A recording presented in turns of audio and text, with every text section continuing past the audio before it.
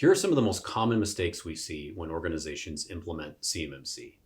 One of the first things that we see is people begin in the wrong order. Now, when you read the CMMC model or NIST Special Publication 800-171, and you get to the requirements section, they just start at the top and work their way down. The problem with that is that the requirements in these models are just arranged alphabetically.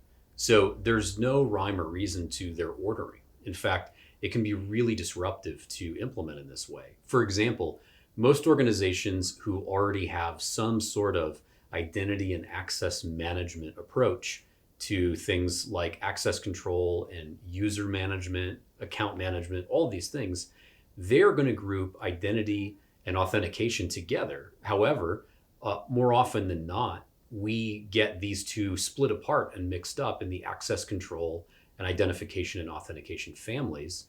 Really, those need to be put together.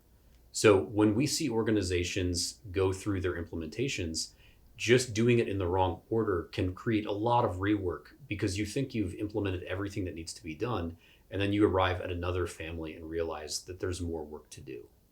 Most organizations don't know that when you get into the appendix of NIST 800-171, you are given mapping tables that tell you which security controls were used to build the requirements you just finished reading. Now, why is that important? Well, that's because if you go back to those original controls in the larger controls catalog called NIST 853, you will find lists of related controls for each one of those controls. What does that do? Well, it allows us to create groupings. If we can see the related controls that tie to each control, we can reorient or regroup our CMMC practices based on those related controls mappings.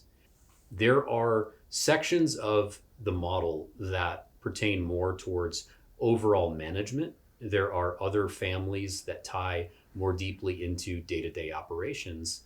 And then there are quite a few requirements that exist at the systems level.